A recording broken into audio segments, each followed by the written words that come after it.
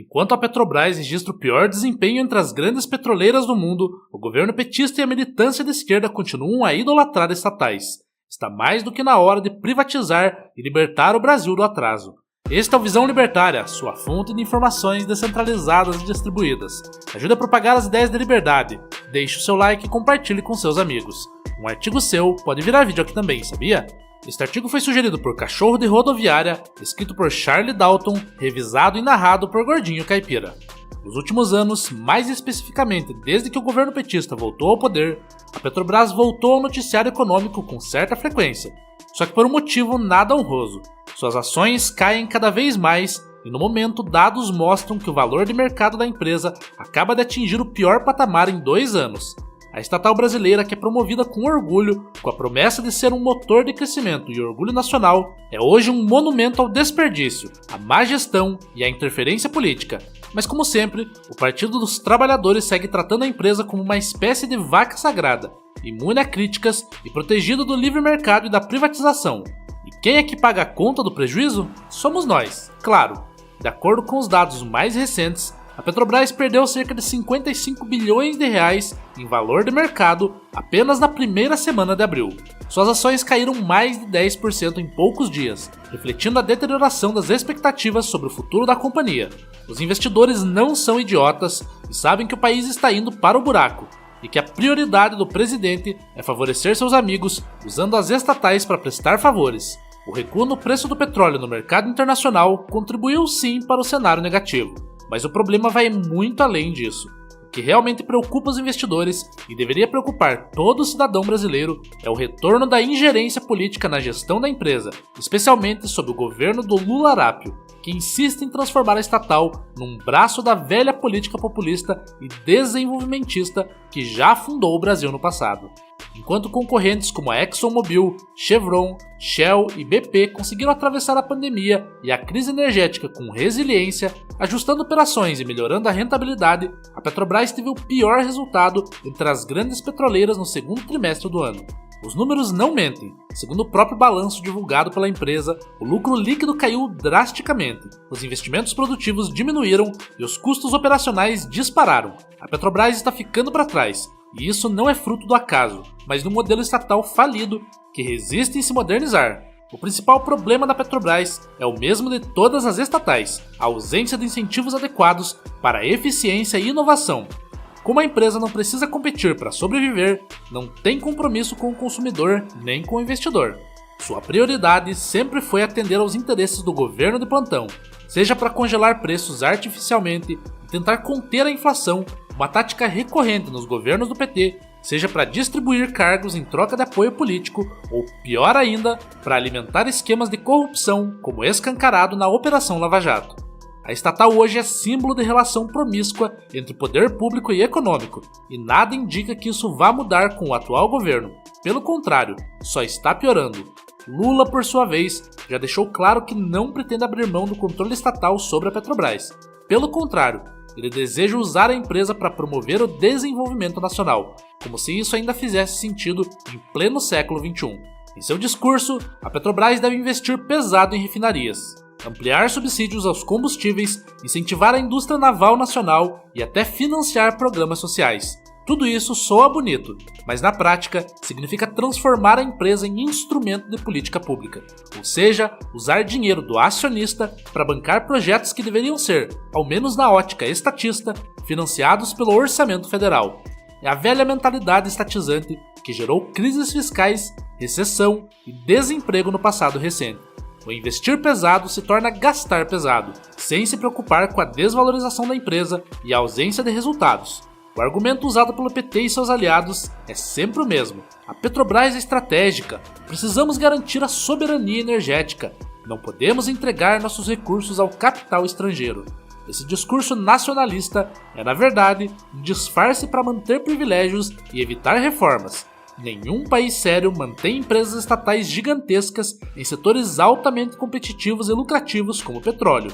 O Reino Unido privatizou a British Petroleum nos anos 1980. A França vendeu grande parte de suas estatais. A Noruega, que tem uma das maiores reservas de petróleo do mundo, mantém uma estatal, Statoil, hoje Equinor, com uma governança moderna, foco em rentabilidade e sem interferência política direta. O Brasil, infelizmente, caminha na direção oposta. Infelizmente, estamos indo pelo caminho da Venezuela. Privatizar a Petrobras não é entregar patrimônio nacional, como dizem os críticos, mas libertá-lo é permitir que a empresa opere com eficiência, competitividade e transparência, sem amarras ideológicas. É atrair investimentos, gerar empregos de qualidade e dar ao consumidor a chance de pagar preços justos, definidos pelo mercado e não por burocratas em Brasília. É, enfim, colocar o interesse do cidadão acima dos interesses partidários. A queda das ações da Petrobras e o derretimento de seu valor de mercado deveriam servir de alerta para o governo, mas o PT parece alheio à realidade.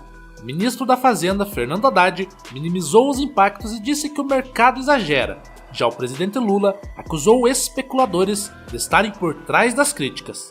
É sempre mais fácil culpar os outros do que admitir os próprios erros. A verdade é que a percepção negativa do mercado não é fruto de histeria, mas de fundamentos concretos. Perda de rentabilidade, falta de previsibilidade, governança comprometida e riscos regulatórios crescentes. Enquanto isso, os brasileiros continuam reféns de uma estrutura arcaica que concentra poder demais nas mãos do Estado. A Petrobras é apenas a ponta do iceberg. Outras estatais como Correios, Eletrobras, que teve um início de privatização, BNDES e Banco do Brasil, seguem sendo utilizadas como instrumentos de política de governo. Isso compromete a eficiência econômica, distorce o mercado e inibe o surgimento de novas empresas e soluções. Em vez de incentivar a concorrência, o Estado brasileiro prefere manter monopólios e oligopólios públicos, que drenam recursos e alimentam uma elite burocrática parasitária. O correto, como já mostrou o presidente da Argentina, Javier Milei, é ir de afuera com todas estas estatais, privatizar e cortar os gastos o máximo possível. Isso sim, ajuda o pobre e o trabalhador, a aliviar o peso monstruoso do Estado que hoje temos que carregar nas costas.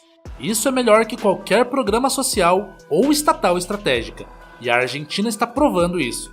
Mas é claro, isso não é do interesse do governo brasileiro, que depende das estatais para ter voto dos sindicatos. O caminho da prosperidade passa por mais liberdade econômica, não por mais estatismo. É preciso romper com o fetiche das estatais e apostar na força do setor privado. O Brasil tem empreendedores talentosos, técnicos competentes e um mercado consumidor gigantesco. Falta apenas um ambiente institucional favorável à iniciativa privada. Privatizar a Petrobras seria um passo decisivo nessa direção. Seria também um gesto simbólico poderoso, indicando ao mundo que o Brasil quer ser uma economia moderna, aberta e integrada às cadeias globais. É importante lembrar que a privatização não significa necessariamente a venda total da empresa. Pode-se adotar modelos híbridos, com capital aberto, ações pulverizadas, controle compartilhado e regras rígidas de governança. O fundamental é garantir a autonomia de gestão, foco em resultados e afastamento da influência política. Mesmo que o Estado mantenha uma participação minoritária, deve deixar claro que não vai intervir na operação cotidiana. Isso já seria um avanço imenso em relação ao cenário atual. O que não dá mais é para continuar fingindo que está tudo bem. A Petrobras não está bem. Os números mostram isso, os investidores percebem isso e os brasileiros sentem isso no bolso. Defender o atual modelo é defender o atraso. O governo Lula insiste em preservar a estatal como instrumento de poder, mas quem paga a conta são os trabalhadores, os consumidores e os pequenos empresários. Cada centavo mal investido, cada decisão motivada por interesses eleitorais, cada interferência desastrosa custa caro ao país. E o retorno, como temos visto, é pífio. Privatizar é preciso, não para haver maior eficiência do Estado, mas para retirar o peso da intervenção estatal do setor produtivo. Não será do dia para a noite que o Estado vai acabar e passaremos a viver no Ancapistão, mas provavelmente teremos uma morte gradual do Estado. Não por vontade dos burocratas, não se engane, eles só querem engordar o Estado para mamar o máximo que puderem. Mas o Estado, e por consequência as estatais, morrerão por serem um mecanismo ultrapassado, que não faz mais sentido na era da internet e das inteligências artificiais. O Estado tornou-se um sistema obsoleto. Isso um dia foi necessário ou útil, hoje só representa um peso nas costas da sociedade produtiva.